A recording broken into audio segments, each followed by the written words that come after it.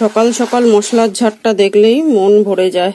আর দেখো, ঘরে তৈরি করা পাঁচফোড়ন রান্নায় দিলে তার টেস্টই আলাদা হয়। আর এই যে তরকারি পুঁইশাকগুলো দেখো 3 দিন ফ্রিজে ছিল, তাও কত ফ্রেশ একদম। এভাবে এয়ার টাইট করে রাখলে শাকসবজি পুরো ফ্রেশ থাকে। চলো করে নি পটাপট। Good morning family, welcome to my channel. আমি সোমা নতুন একটি ব্লগ নিয়ে চলে এসেছি তোমাদের কাছে। কেমন আছো তোমরা সবাই? আশা করি নিশ্চয়ই সবাই খুব ভালো আছো, আর আমরাও কিন্তু বেশ ভালো আছি। তো দিনে সকালবেলা প্রত্যেক দিন জানো তো মেয়ের কোচিং থাকে, কোচিংয়ে দিয়ে মর্নিং ওয়াক সেরে এসে দিনের বাসি কাজকর্ম সেরে সারা হয়ে গেছে, আর মেয়ের ছুটির টাইমও হয়ে গেছে, বরমশাই আনতেও চলে গেছে। আর আমি এখন রান্নাও বসিয়ে দিয়েছি, প্রচুর তাড়া আছে, প্রচুর তাড়া বরের। ওই জন্য আজকে এমনিতে যা গরম পড়েছে, মানে টেকা দায় হয়ে যাচ্ছে, বেঁচে থাকাই দায় হয়ে যাচ্ছে, এত গরম পড়েছে। ওই জন্য হালকা পাতলা রোজ তো ওই পান্তা ভাত খেলে ভালো হয়, এটাই ভালো হয়, কিন্তু রোজ তো পান্তা ভাত খাওয়া যায় না। ওই জন্য আজকে পুঁইশাক আর ডাল এই রান্না হবে। তো দেখো পুঁইশাক পুরো ডান হয়ে গেছে, আর আমি রান্না করি দেখো যাতে কালার নষ্ট না হয় সেভাবেই রান্নাটা করি। কোনো কিছু কালার নষ্ট হয়নি। দেখো কুমড়ো শাক, সব শাক সবুজ রয়েছে, কুমড়ো যেরকম কালার থাকার ওরকম রয়েছে, কালার কিন্তু চেঞ্জ হয়নি। এরমভাবে রান্না করলে সবজির গুণ নষ্ট হয় না। তো চলো, পুঁইশাক ডান হয়ে গেছে, ভাতও হয়ে গেছে এদিকে, আর এখন ডালটা পটাপট করে নিই, তাহলেই হয়ে যাবে।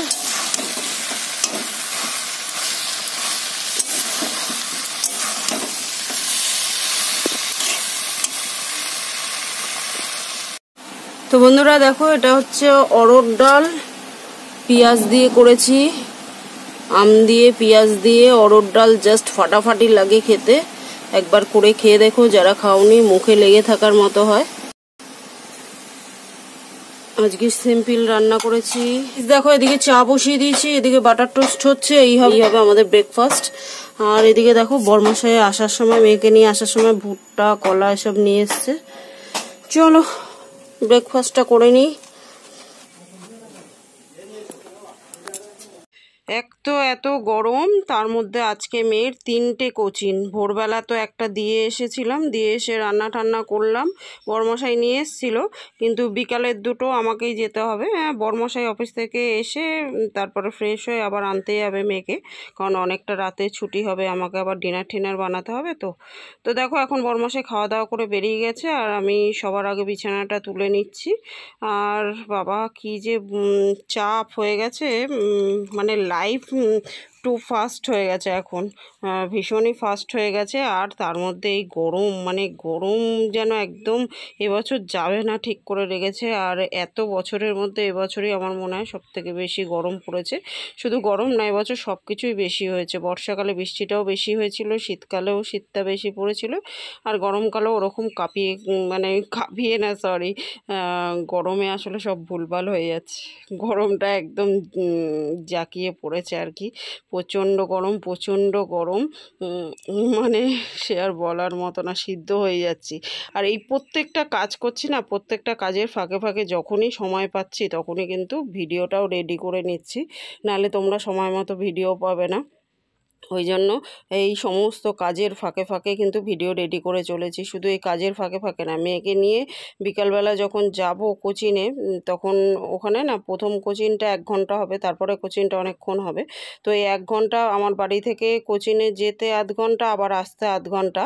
তো 1 ঘন্টা যদি আমি যাতায়াত করি, তাহলে দিয়ে যদি আবার চলে আসি, তাহলে আবার মানে ঘরে ঢুকতে না ঢুকতে আবার বেরানোর সময় হয়ে যাবে। ওই জন্য একেবারে ওখানে বসে থেকেই নিয়ে মেয়েকে সেকেন্ড কোচিংয়ে ঢুকিয়ে দিয়ে তারপরে আমি চলে আসবো। বরমশাই তারপরে এসে ফ্রেশ ট্রেশ হয়ে জলখাবার টাবার খেয়ে তারপরে আবার আনতে। আসলে যার লাইফটা যেরকম তার কাছে সেটাই ব্যস্তময় লাইফ। তো আমার মেয়ে যেই ক্লাসে পড়ে, আমার কাছে এখন এটাই ব্যস্ততা। যার মেয়ে ছোট তার কাছে সেটাই ব্যস্ততম লাইফ। আবার আমরা যখন সেই সময়টা পেরিয়ে এসেছি, ছোটোবেলার সময়টা, বাচ্চাদের কথা বলছি, তো আমাদের কাছে এখন মনে হয় ওটা কিছু না, এখন এটাই ব্যস্তময়। কিন্তু এখন যাদের বাচ্চা ছোট্ট সবে, তাদের কাছে ওটাই সবথেকে ব্যস্তময় লাইফ। আসলে প্রত্যেকের জীবনে যখন যে সময়টা পার করে তখনই সেটা তার কাছে ব্যস্তময় জীবন। তো যাই হোক, এখন দেখো বাসন কোসন ভালো করে মেজে নিচ্ছি। আর প্রত্যেক দিনে বটি ফটি আমি প্রত্যেক দিন মেজে নিই, কারণ খাবার জিনিস টিনিস কাটি তো ওই জন্য একটুখানি মেজে ঘষে নিলে, কারণ এই ছোটো ছোটো জিনিসগুলো না একটুখানি যদি খেয়াল করো তাহলে শরীর খারাপটা মানুষের কম হয়। এই ধরো বটিটা রেখে দিলাম, ওই বটিটার মধ্যে আসলে টাসলে যদিও বা নেই আমার ঘরে, তবু যদি কোনো পোকামাকড় ঠাকুর ওটার মধ্যে ওঠে, আবার ওটা দিয়ে খাবার জিনিস কাটলে তখনই কিন্তু মানুষের নানা রকম শরীর টরীর খারাপ করে। তাই এই ছোটো ছোটো জিনিসগুলো একটু খেয়াল করি। হ্যাঁ, একটু খাটনি হয়, কিন্তু এতে শরীরটা ভালো থাকে। তো দেখো এখন আমার এক বালতি কাঁচাও হয়ে গেছে, বাসন টাসন মেজে এখন কাঁচা কমপ্লিট হয়ে গেছে। আর এই যে মেলে ঠেলে দিচ্ছি, এখন স্নান টান করবো, পুজো দেবো। তো এই যে স্নান করা হয়ে গেছে, জামা কাপড় ঠাপড় মেলেও দিচ্ছি, মেলে ঠেলে দিয়ে এখন পুজো দেবো। পুজো দিয়ে লাঞ্চ করে বাসন টাসন মেজে রেডি হয়েই বেরোতে হবে। তো চলো, প্রচুর কাজ। আর এর ফাঁকে ফাঁকে যখনই সময় পাচ্ছি, ওই যে বললাম, ভিডিওগুলো রেডি করছি।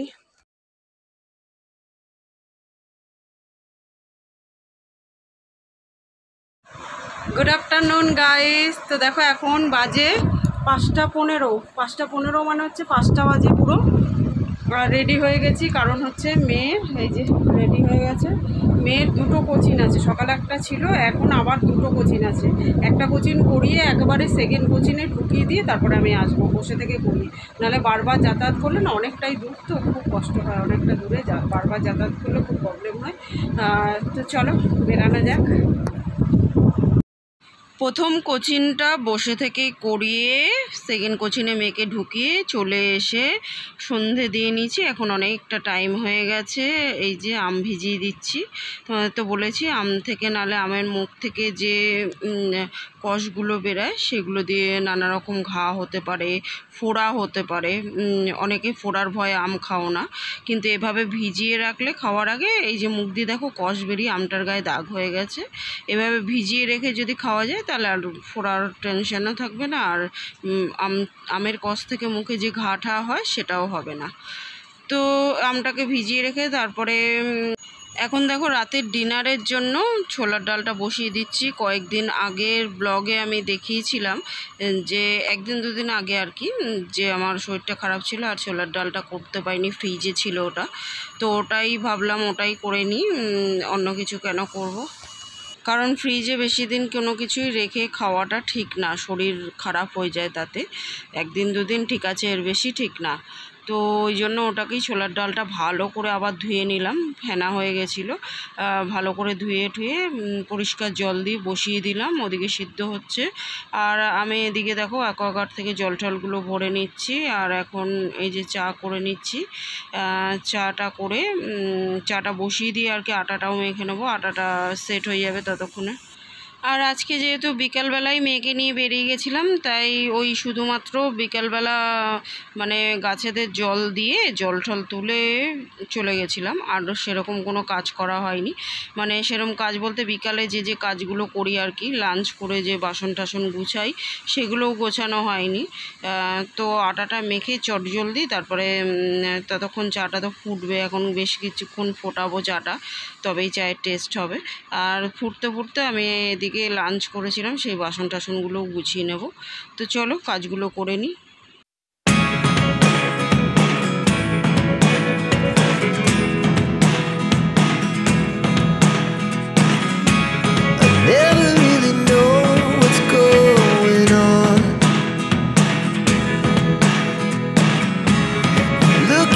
Sometimes like all you want to do is run.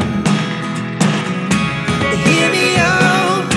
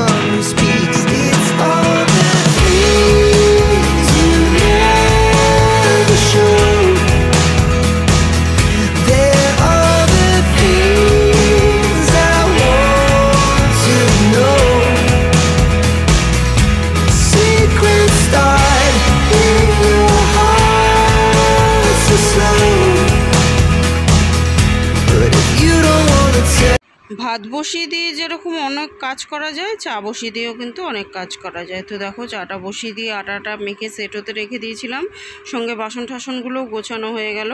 আর এই যে এখন অনেকটা টাইম হয়ে গেছে, এখন রুটিগুলোও করে নিচ্ছি। আর রুটিগুলো হয়ে গেলে ছোলার ডালটাও করে নেবো, ব্যাস আমার কাজ শেষ হয়ে যাবে। তো চলো বন্ধুরা, আজকের মতো এই পর্যন্তই। কালকে আবার দেখা হবে নতুন একটা দিনের সঙ্গে, নতুন একটা ব্লগ নিয়ে। ততক্ষণের জন্য সবাই কিন্তু খুব খুব খুব ভালো থেকো, সুস্থ থেকো। আর আমার ভিডিওগুলো ভালো লাগলে লাইক শেয়ার কমেন্ট করে চ্যানেলটাকে সাবস্ক্রাইব করে দিও। তো আজকের মতো গুড নাইট এভরিওয়ান, টাটা। তো দেখো আমার রুটিগুলো অলমোস্ট ডান। আর এবার জাস্ট ফোড়ন দিয়ে দেবো, ছোলার ডালটা একটু ফোড়ন দিয়ে ফুটিয়ে নেবো, ব্যাস তাহলেই হয়ে যাবে। তো এইভাবেই কিন্তু আমি এই নাজেহাল গরমের মধ্যে একা হাতে রান্না কাজ, মেয়ের কোচিং, সাথে ভিডিও সময়ের মধ্যে ম্যানেজ করি। Tata, good night.